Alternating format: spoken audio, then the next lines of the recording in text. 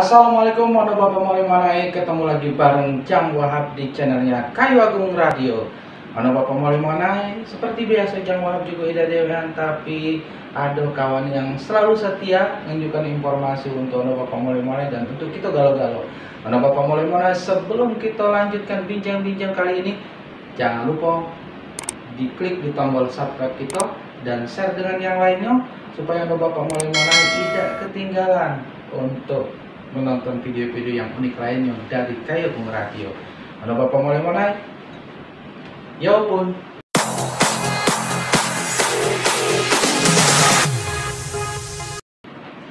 Nah, ini Pak Yusizal. Iya. Sebelum kita lanjutkan, tentunya jawab juga nak nanya kabar, apa kabarnya? Alhamdulillah. Alhamdulillah sehat. Setelah ada Bapak mulai ya. Yang pasti kalau sehat ini segala sesuatu lebih leluasa, baik itu melangkah dan sebagainya ya. Baik, mudah-mudahan Allah tetap memberikan yang terbaik untuk kita dan mudah-mudahan kita diberi kelancaran ya, amin. Ya, kalau Bapak mulai naik, kita yang namanya membicarakan mengenai yang tradisi, nilai-nilai tradisi maksudnya, budaya itu benar-benar tidak ada putus-putusnya. Karena apa?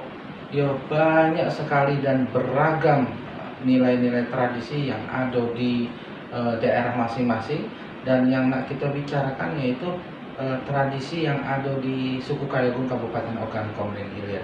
Nah ini Pak Yusizal, ya kalau ya kita melihat sebelum jadinya kita tentunya kita juga ada proses ya, proses dari kehamilan, setelah kehamilan itu proses kelahiran. Nah pada saat seorang manusia yang sudah dinobatkan sebagai suami istri dengan melalui ijab kabul atau pernikahan, nah ini biasanya ada proses selanjutnya, yaitu ya ibu-ibu biasanya, kata istilah biasanya sih sebenarnya, iya, secara alami itu yang namanya hamil ya, atau ya mengandung ya. Nah di masyarakat suku Kayu Agung, tradisi hamil ini atau mengandung ini itu ada pantangannya untuk ibu-ibu. Nah kalau boleh tahu ini Pak Yusizal, pantangan-pantangan secara mitos maupun non mitos itu menurut pendapat kita mungkin ya agak beda dengan pendapat yang ada di suku Kayu Agung ya. Ayo, karena itu apa sih sebenarnya pantangan ibu-ibu yang sedang hamil? Sebenarnya kalau kita meneliti atau menelaah ya, tentang pantangan-pantangan bagi ibu-ibu hamil kan. Nah, untuk masyarakat Kayu Agung, pantangan itu terbagi atas dua macam bentuk. Iya. Ada dalam bentuk fisik penglihatan, ada dalam bentuk fisik apa yang dimakan. Kalau yang dalam bentuk yang dimakan, mungkin yang nak kita tanyakan. Kalau bentuk-bentuk yang dimakan, ini secara garis turun-temurun, katakanlah dari himbauan para leluhur orang-orang Kayu Agung zaman dulu kan, kalau ada yang ibu-ibu lagi hamil kan, apalagi kehamilan itu boleh dikatakan kehamilan masih muda kan, 3 bulan sampai 5 bulan itu kan, itu sangat rentan dengan hal-hal yang sifatnya katakanlah ya mengecewakan pada akhirnya. Nah, dalam bentuk makanan, orang Kayu Agung itu sangat melarang kalau dia sedang hamil ya, mengkonsumsi berupa lauk pauk seperti ikan kan, ikan yang dalam hal ini ikan tomang. Ikan tomang sangat dilarang atau dipantangi bagi orang Kayu Agung untuk mengkonsumsinya pada sedang hamil kan. Nah itu dia ada Bapak mulai mana. Nah inilah yang ditanyakan ke Pak Yusizal mengenai pantangan ibu hamil memakan ikan toman. Itu Ya. apa sih mitos mereka? Ya.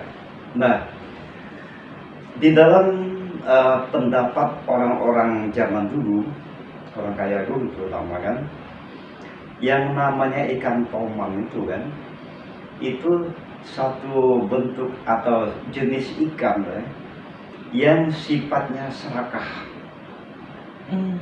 Serakah, dia sanggup tidak makan berminggu-minggu, tapi kalau dia sudah makan apapun dimakan ya kan. Yeah. Nah, tetapi dia tidak merasakan apapun yang dimakannya itu akan mengurangi berat badannya. Yeah. Nah, kalau dia dikonsumsi oleh ibu-ibu hamil kan, memang makan ikan toman itu lah biasa enak ya kan. Yeah. Apalagi kalau dipindang. Ya. Benar. Nah, tetapi bagi ibu hamil ya, itu konon ya katanya akan mengurangi berat badan dan kondisi cabang bayinya. Ya. Kalau mengkonsumsi Ikan toman. Nah, iya. itu dari sisi apa katakanlah secara Ya, tumbuh kembang janin lah Iya, ya. iya kan. Benar. Nah, kalau dia ada lagi pendapat lain masalah ibu hamil makan ikan toman kan, dia sangat dilarang makan ikan toman itu bagian kepalanya. Iya. Nanti dikhawatirkan bayinya setelah lahir kan, dia akan selalu banyak gangguan-gangguan, misalnya kena step kan, dan sebagainya. Dia mudah sangat peka dengan kondisi alam, rawan sakit. Iya. Apalagi dia lahir rambutnya agak tipis, nah Iya. itu sangat rawan kan. Iya. Itu dari apa namanya sisi ini ya mitosnya. Iya, iya. Nah, itu yang dipantang itu ibunya ya, ibu. Ibunya ya. Kalau bapaknya Enggak masalah. Nah, oke. Selain dari ikan toman nih, menurut Pak Yusijal ya, Iya. kira-kira secara mitos masih tetap dipegang erat oleh suku Kayakung, pantangan-pantangan ibu hamil. Nah, yang dilarang lagi kan bagi ibu-ibu hamil apabila mengkonsumsi berupa lalap ya. Tahu nggak lalap? Tahu. Iya. Ya. Dari bentuk umbi-umbian. Misalnya ada istilah Kayakung itu kan umbi semopoh. Ya. Dikatakan seperti kunyit putih kan. Benar. Ya, kemudian lagi dia harus mengurangi bumbu-bumbu seperti jahe kan, kunyit dan sebagainya, itu harus dikurangi. Nah, sebab hal-hal yang seperti itu menurut mitos orang-orang Kayakung zaman dulu kan, itu sangat rentan mendatangkan gangguan-gangguan roh halus seperti kuntilanak dan sebagainya. Ya. Jadi, iya, apalagi dia termakan di ada bentuk buah yang namanya kemiri. Ya, kemiri kan. Ada apa dengan kemiri? Iya. Nah, kemiri itu sangat mudah terserang gangguan bayi. Biasanya bayi itu dalam kandungan dia akan mengatakan bentuk sungsang atau melintang. Melintang. Jadi banyak ya pantangan ibu hamil ya yang harus dihindari tentunya.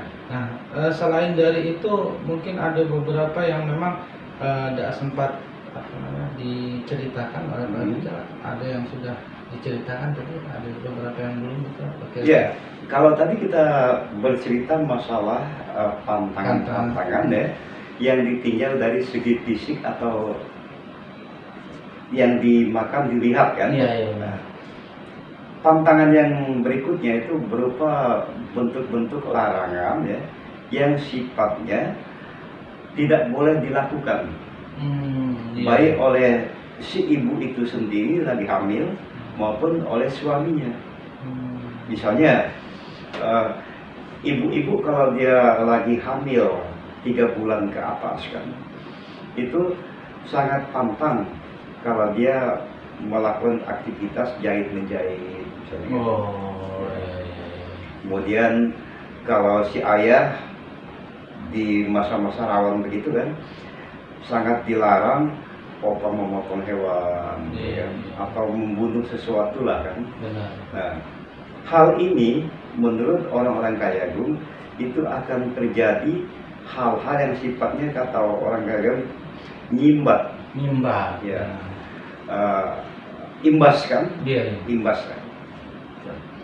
Nah, kecuali kan yang bersangkutan baik dianya ataupun suaminya kan memang tidak tahu di permasalahan, tidak masalah. Tapi kalau dia sudah tahu bahwa kalau melakukan ini akan terjadi begini-begini, tetapi masih dilakukan. Nah, hal seperti inilah yang sering membuat kenyataan imbas itu ternyata pada saat kelahiran. Itu dari segi aktivitasnya. Kalau tadi dari pola makannya udah boleh ini, udah boleh ini. Nah, jadi untuk Bapak Mulimana mungkin kita penasaran dan memang di daerah untuk Bapak Mulimana masing-masing ya, selain dari Kayagung mungkin ada juga yang adat istiadat yang atau nilai-nilai tradisi yang semacam ini ya. Nah, Pak Yusijal, kan ibu hamil itu tentunya ya benar kata Pak Yusijal tadi, jadi ada tahapan dari mulai 0 bulan sampai ke 9 bulan 10 hari dan itu keluarlah bayi, tapi pantangan-pantangan itu tetap dijaga sampai usia kehamilan berapa tahun itu kira-kira? Berapa bulan? Berapa bulan? Nah, biasanya orang Kayagung itu kan melakukan ritual-ritual kan untuk menghindari hal-hal sifatnya mengganggu kehamilan kan. Itu dimulai daripada saat kehamilan 3 bulan. 3 bulan. Ya. Sudah mulai. Dalam kehamilan 3 bulan itu sudah dilakukan ritual-ritual untuk menolak terjadinya hal-hal yang tidak diinginkan bagi si ibu yang hamil. Iya. Sampai dia 5 bulan, 7 bulan dan sampai 9 bulan sampai melahirkan. Ya. Ini banyak sekali hal-hal yang perlu disikapi. Jangan sembarangan melakukannya kan. Benar. Nah, itulah untuk Bapak Mulimana informasi terpenting ya, terutama untuk ibu-ibu yang hamil atau yang mengandung ya. Nah, di sini ada yang beberapa yang sudah diceritakan dan juga banyak mungkin untuk Bapak Mulimana penasaran yang belum disebutkan ya, silahkan langsung di kolom komen kita ya. Nah, Pak Yusijal untuk yang terakhir mungkin informasinya. Sebagai pesan himbauan bagi ibu-ibu ya, terutama yang baru menikah kan. Selalulah waspada dengan kehamilan ya. Nah, memang kalau kita mengikuti mitos-mitos atau pendapat-pendapat orang-orang lama kan, itu terkadang ada yang mengatakan itu sesuatu perbuatan yang tahyul kan. Ada yang masih mengikuti kan. Nah, walaupun demikian antara pendapat medis dengan pendapat leluhur itu harus selalu berimbang. Ya.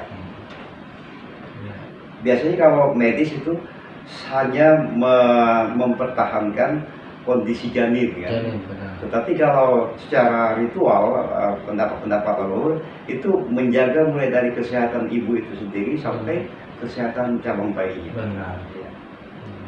Baik, kalau metode Bapak Mulimana, mudah-mudahan informasi yang bermanfaat untuk kita gara-gara. Baik, kalau itu kita akhiri dengan ucapan wassalamualaikum warahmatullahi wabarakatuh. 90,4 Ayo Agung Radio.